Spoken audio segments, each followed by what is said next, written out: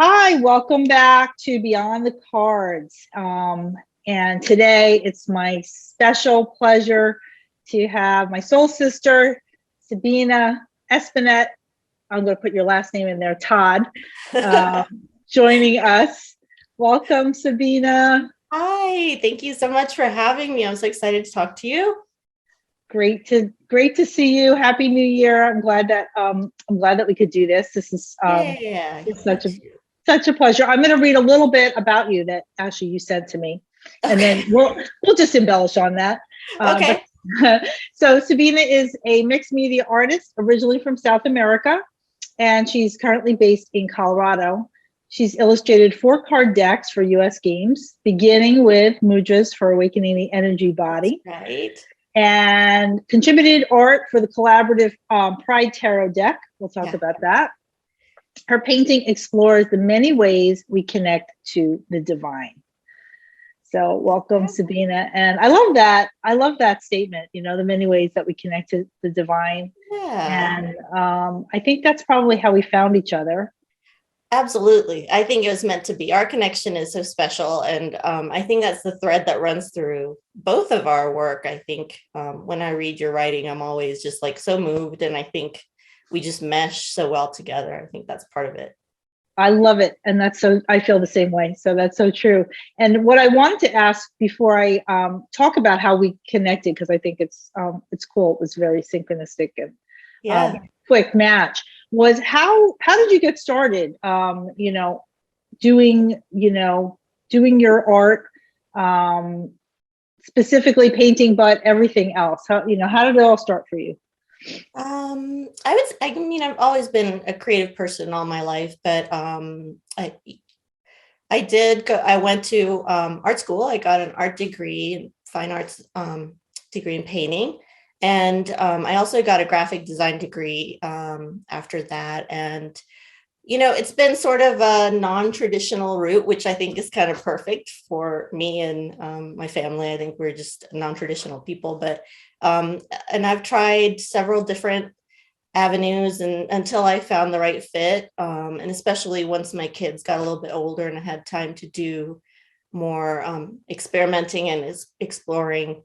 I think that's it. I took a few tries to find just the right fit, but I'm breaking the rules and doing my own thing, and I kind of love it. I'm in a good place. Yeah, you do it, and you do it so well. But this is a curiosity for me, and I don't think I've ever asked you this, but so when your kids were young, were you working as a graphic designer?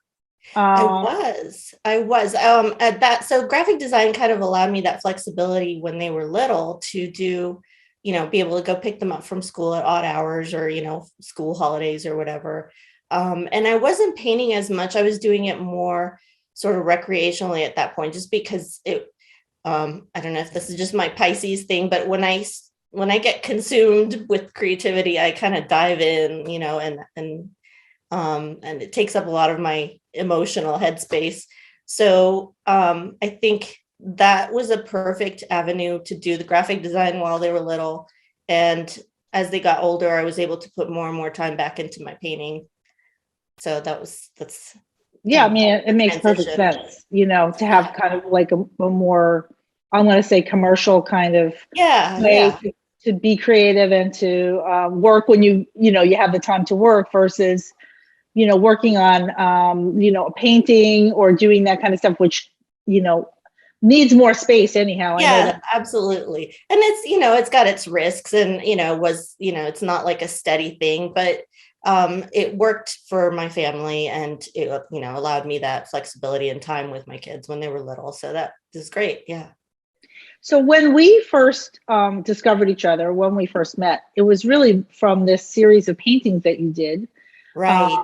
That were like Eastern images, some mudras, some hand. It was really the hands that was how we found you. Right.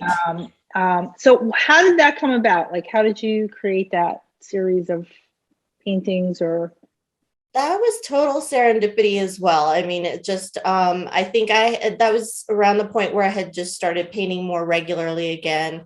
And like we were talking about, the connection to the divine is always present in my work. And I had just been researching all kinds of different, Hindu art and Buddhist stuff. And I started just painting things that really kind of spoke to me. And through that, I decided to put some of the work online on my website. And they ended up in a yoga studio that's local here. And so I did a series of, I think, 8 mudras for them.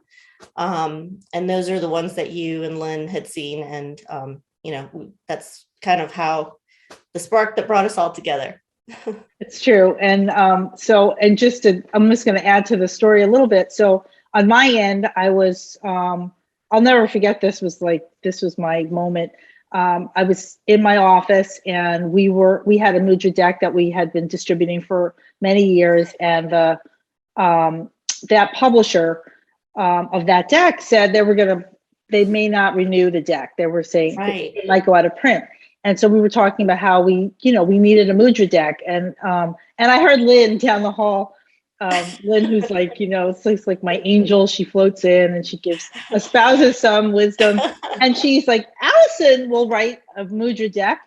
And so Stuart Kaplan came down, my boss, and he said, I heard you want to write a mudra deck. It was just like, it just went from one thing to the next. Yeah. And I was like, and then I had one of those little bubbles that came out of my head like a cartoon character. Yes, right. I will write the mudra deck. Now, to be fair, I had been teaching, assisting, going to, doing a lot of different things. And I had been, using mudras and, teaching yoga and doing all of that. So it wasn't like it was so far out, but it just happened so quickly. And then, of course, we found your art, and then we connected so quickly, and it all just came together like incredibly easily. Yes, it did. I mean, I think I was a little nervous at first just because I didn't know anything about it. I'd never created a deck. I didn't know what to do, what involved the process, how long it would take me, so I was just nervous. But once I, talked to you and Lynn, I was just like, this is it. This is awesome. Like, I'm just in. And like I mentioned before, I got consumed with it. My dining room table was covered in mudras, which was kind of fun for my kids to see that process, but it was great. I loved it. So I just want to say this to the listeners, that the Mudras for Awakening the Energy Body, which was the first deck that we created together, was fairly complex undertaking, because not only did it have, the series of, the hands, it had to be very specific in the postures. I was busy researching and trying to translate the Sanskrit words and make sure that I had the right name. And in some cases, the Sanskrit has 50 translations for the same thing. So, there was so many layers to creating that card deck.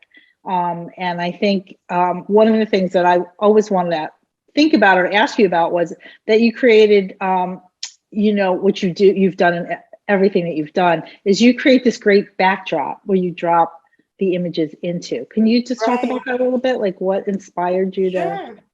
Well, you and I talked a little bit about, you and I collaborate so well. I think we just don't micromanage each other, but we always bounce ideas off of each other. And the mechanical part of it for me was a lot to wrap my head around, because, I'd be like doing the mudras in front of my, okay, so am I going to do it this way or that, you have to really think about who is viewing the mudra, and sometimes it works from the person's perspective, but sometimes you have to do it from the other side, just to make it make sense for the viewer. So there was that part of it. And then there was I practiced a couple of them, and I sent you some mock-ups that were more like the paintings that I had done in the yoga studio that were just sort of more expressionistic. And then we settled on, I did the Mendis, which is the pattern that you see. It's a ceremonial pattern. Sometimes you see it with henna for weddings or special ceremonies. And those are usually, they have to do with plants. Most of the time they're plant motifs. And so I kind of sat with each mudra, and I would develop the little Mendi pattern, and I would trace it out on tracing paper and come up with a little pattern. So it was fairly intricate and complicated. And some of them, when I look at them now, I'm like, oh, those are so perfect. And I'm really happy with them. And I think people respond to that. I think the amount of love and attention that you and I put into that deck has really resonated with a lot of people. And, people comment all the time about how special this deck is to them. And so I think that's the payoff for me is I feel so much gratitude knowing that it means as much to people as it did to us.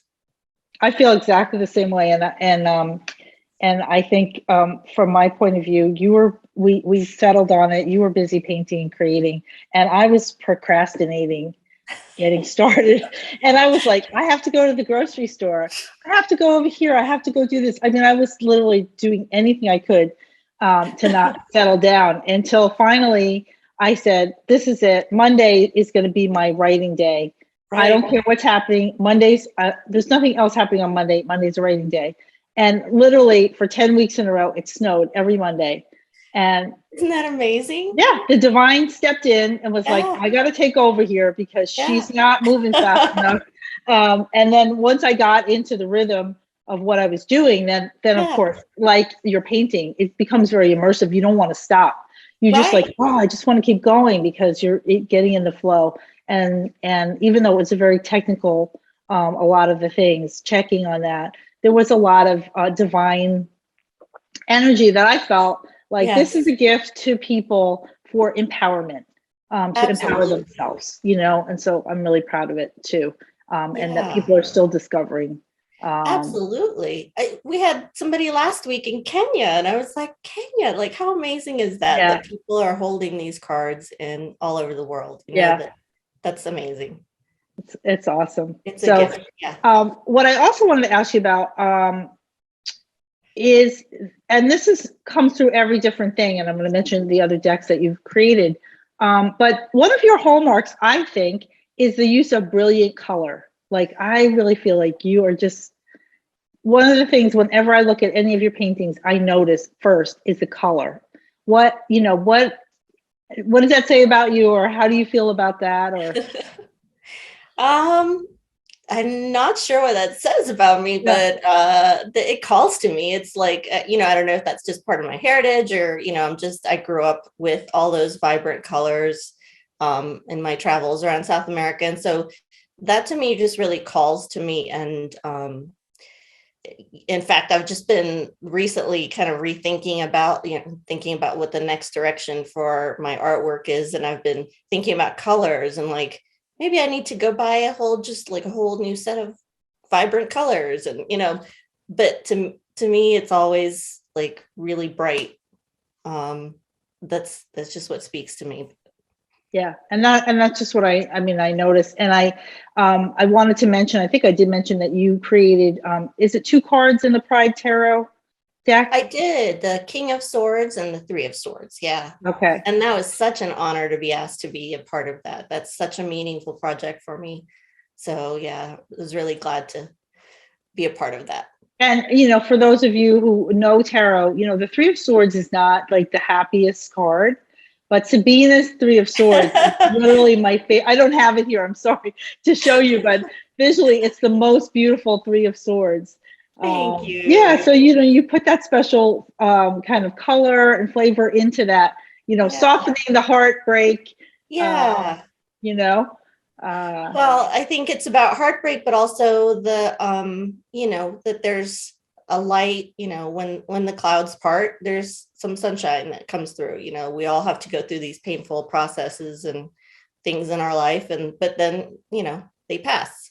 Hopefully they pass. Or as they say, your heart cracks open over and over again, and that's how you grow, right? That's how you expand. Absolutely. Going through that. So you have two new card decks that'll probably be arriving right about the same time. Yeah, super excited.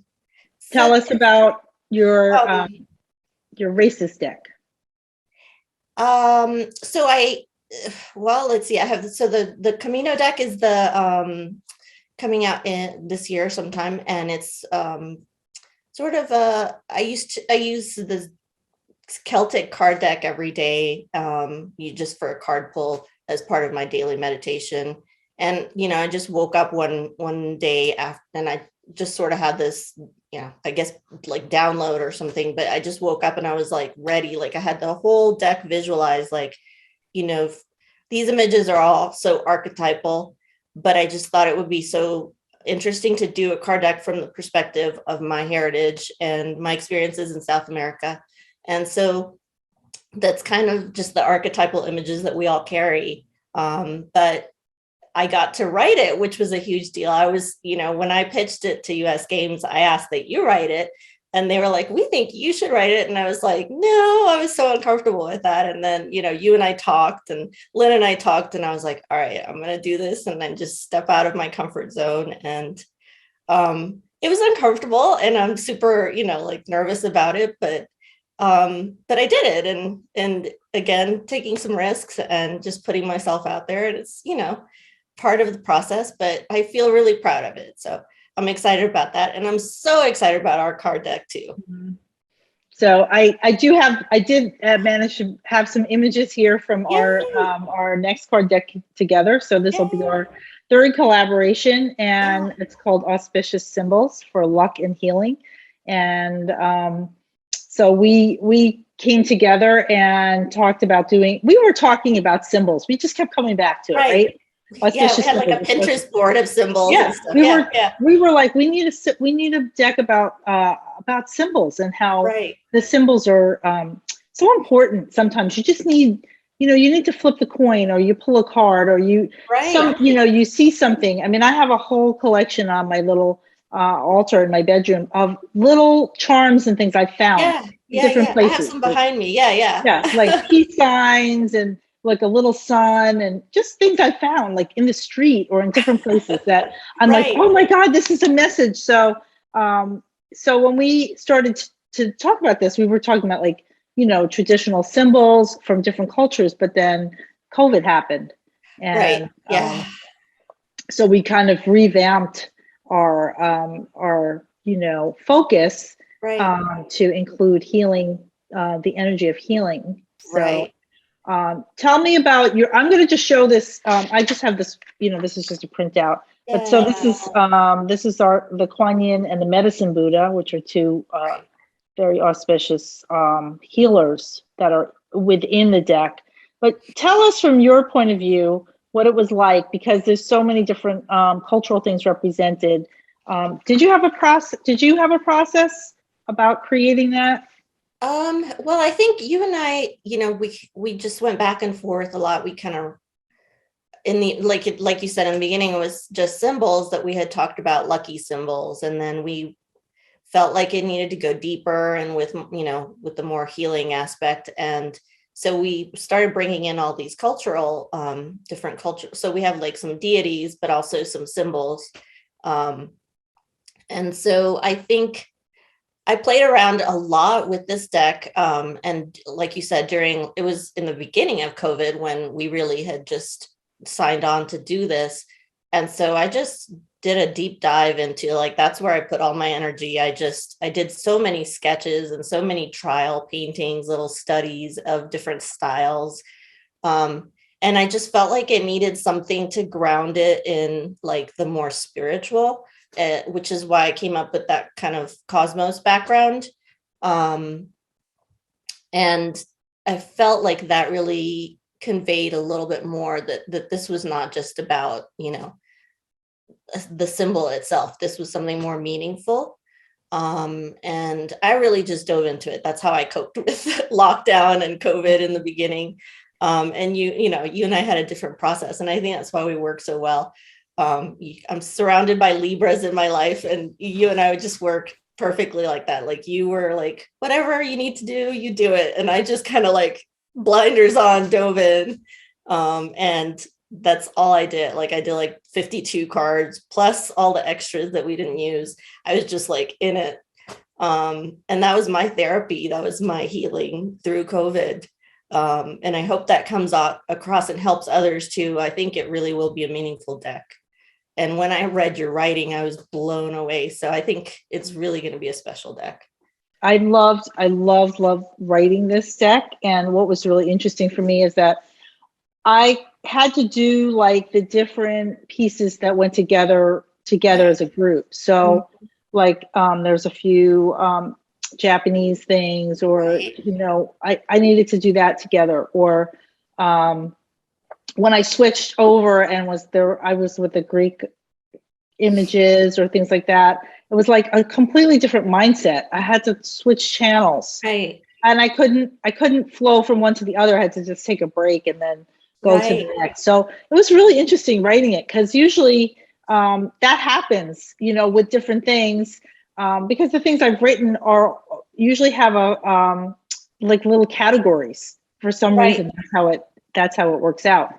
And so then I have to stay in the category, like when I was writing about doing chakras, like I was in each of those chakras for a while, kind of living that. So this was a different experience. And some of these deities especially really spoke to me. Like I had some really powerful experiences, especially like I had Medicine Buddha looking at me right here.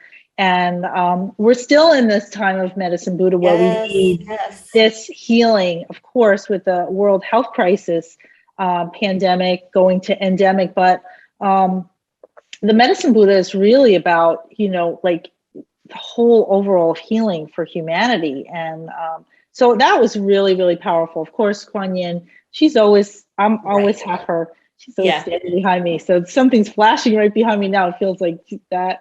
I love that. So there were things that I did discover in the deck. Bridget was one. We'll be coming up. Bridget. I really had a powerful experience with that. So I hope that people, have their own connections, or, take this art, especially the art, which is so powerful, and then the writing that went along with it. And then they take it off on their own journey to, explore that symbol and how maybe that symbol can really help them in their life.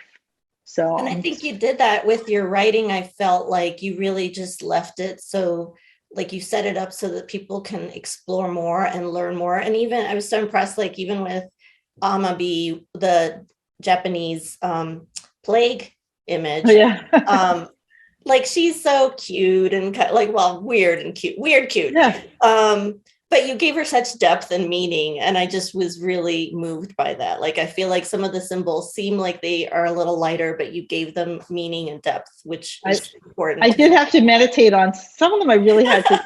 I had to really meditate on, and it's so funny because when I did, like I think one that pops into my mind is Ladybug, which is like a generally happy, good luck symbol. But then, when I meditated on the ladybug more, I there was so much more messaging in there. So I'll save that, and you guys will have to wait till the deck is here. It'll be here soon. Hopefully, the first bit of 2022, we'll see that surfacing. Yay, so we need it. Awesome. So I wanted to ask you, try to ask everybody if you one more thing before I ask you this question, but. This is one question I want to ask you. It's a kind of a personal question, but I know your husband, John, who's a great guy, and he's a Jungian therapist. And so I think that's an interesting mixture, right? With the artist and then so tell me how that plays out in your art. That is a huge impact on my art. Well, it's kind of funny. It's just, we've been together since we were 19, and we just fit together so well. And I sort of brought him into the Jungian world inadvertently because I was taking a class in college about Joseph Campbell. And so I kind of pulled him into the Jungian world, not knowing anything about it. And that was his passion. He knew right away he wanted to be an analyst. And so now that he's an analyst, it sort of affects my art. So we've kind of come full circle. And we talk about dreams and symbols all the time. Like that's our family, our household. We're always like analyzing movies for symbolism and so I think I've read a lot of Jungian books, and I've done analysis myself, Jungian analysis. And so I think understanding all those symbols really always has me thinking about that same connection that we were talking about, that divine connection that we all share cross-culturally and as humans, and even cosmically. Like my head's been in the stars a lot lately, thinking about those symbols in in that area. So I think it definitely, we work well with each other. Yes, well, you guys complement each other, but I was just thinking about that. Like, I wish I could do that. We're always analyzing our dreams here, literally every day. Yeah, because I'm a very active dreamer, and so is my son Matt, and Steve once in a while. But we just come out, and it's like every day basically we come out. And we're like, we do the weirdest dream, and then we start telling we need to have some dream Zoom sessions. Yeah, we should. We need some dream therapy over here. That's right. I had a dream that my girlfriend got her own TV show, like on nice. HGTV. Yeah, I was going to call her after. I got up this morning. I'm like, I have to call her and tell her. But anyhow, so it's just really funny. But I love that, and I know that you have so many different interests, and really tight family, and of course are extremely talented. But I wondered if there's any other superpower or special skill or something that people don't know about you that. Well, I think you and I have talked about this before. I'm pretty warm and friendly, but I think that's part of being an artist too, is that you have to introvert a lot and spend a lot of time in your head. And so that's something about me that I think probably people who generally just meet me don't get, that I do like that alone time, that processing things and thinking about things deeply. So that's probably it. So you're really the high priestess is what you're telling me, right? Oh my gosh, that's so funny. That was my card for this year. Or no, wait, I think I got the Empress. Maybe I have to go back and look at my journal. Yeah. I love that.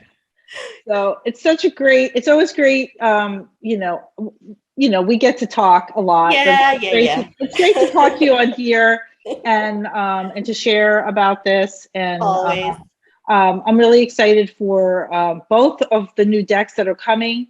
2022, I think it's going to be an amazing year for people really are, really starting to dive deep and discover,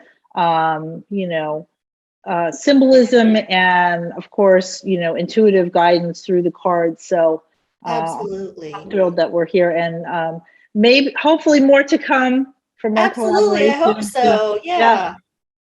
Hopefully not our last card deck. No, definitely not. So thank you, Sabina. Thank really you glad for that having me. Take time today, and I'll look forward to seeing you soon. Take care. Bye.